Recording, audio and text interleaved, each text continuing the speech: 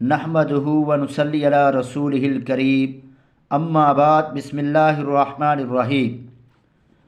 Lab پالک بچے کی ولدیت کا مسئلہ۔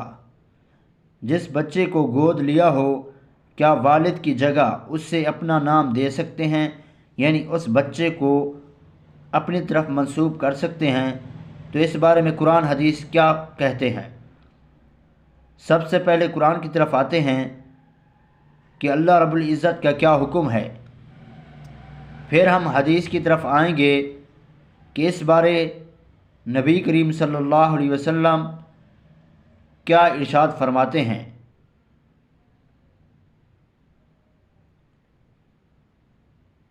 قرآن میں ہے ادعوہم لآبائہم هو اقسط عند اللہ فإن لم تعلموا آباءهم فإخوانكم في الدين ومواليكم وليس عليكم جناح فيما أخطأتم به ولكن ما تعمدت قلوبكم وكان الله غفورا رحيما۔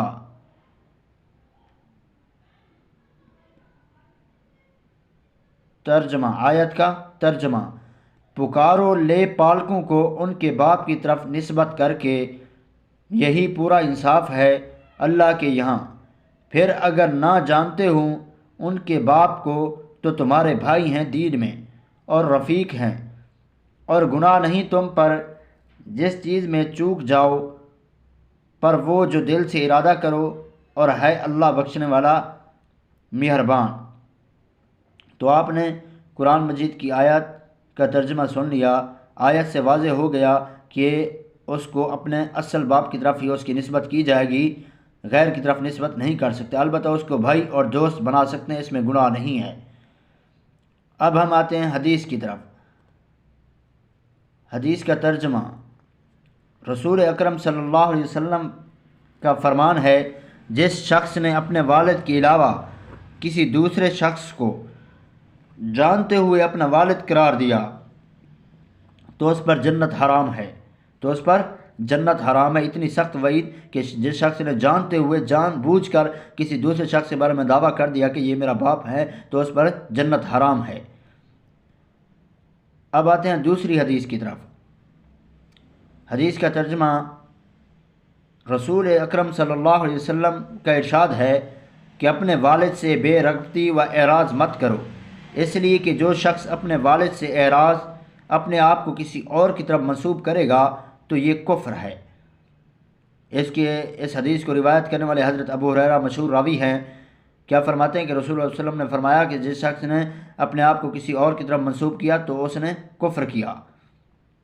اب یہ تیسری حدیث سن لیں کہ حضرت علی رضی اللہ تعالیٰ عنہ فرماتے ہیں، جو شخص اپنے والد کو چھوڑ کر کسی اور کو اپنا والد قرار دے گا یا غیر کی طرف منسوب کرے گا تو اس پر اللہ، فرشتوں اور سب لوگوں کی لعنت ہو، روز قیامت اللہ اس کی مالی عبادت قبول نہیں کرے گا۔ اتنی سخت وعید۔ پہلی دو حدیثیں بھی آپ نے سن لی، اب اس حدیث کے اندر بھی آپ نے سن لیا، اللہ، فرشتوں اور سب لوگوں کی لعنت ہو، قیامت کے روز اس کی مالی عبادت قبول نہیں کی جائے گی۔ تو یہ اتنی سخت وعیدیں ہیں۔ اب آتے ہیں ہم چوتھی حدیث کی طرف۔ حدیث کا ترجمہ: رسول اکرم صلی اللہ علیہ وسلم کا ارشاد ہے، جانتے ہوئے کسی اور کے بارے میں والد ہونے کا دعویٰ کسی نے کیا تو اس نے کفر کیا، کہ جان بوجھ کر کسی کے بارے میں دعویٰ کر تو اس نے کفر کیا۔ تو یہ اتنی سخت وعید ہے۔ تو آپ نے 3-4 حدیثیں سنیں اور اسی طرح قرآن مجید کی آیت کا ترجمہ سنا، تو امید ہے کہ آپ کو مسئلہ بالکل واضح اچھی طرح سمجھ آ چکا ہوگا۔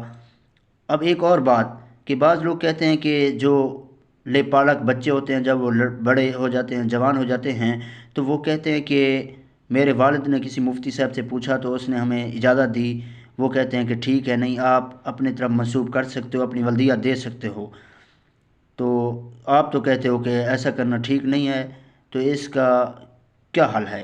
تو اس کا جواب یہ ہے کہ کوئی مفتی، کوئی عالم قرآن و حدیث کے خلاف فتویٰ نہیں دیتا، یہ آپ کے والد کی یا اس آدمی کی جو آپ کو آ کر کہتا ہے کہ نہیں مفتی صاحب نے ایسا کہا ہے، بنائی ہوئی باتیں ہوتی ہیں۔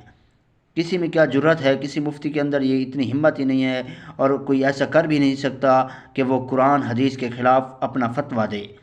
تو اگر کوئی ایسا دعویٰ کرے اور کہے تو پھر ان کو کہو کہ ہمیں وہ فتویٰ دکھاؤ، آپ نے کون سے مفتی سے یہ بات پوچھی، اس نے آپ کو جو فتویٰ دیا وہ فتویٰ کہاں ہے، ہمیں دکھاؤ۔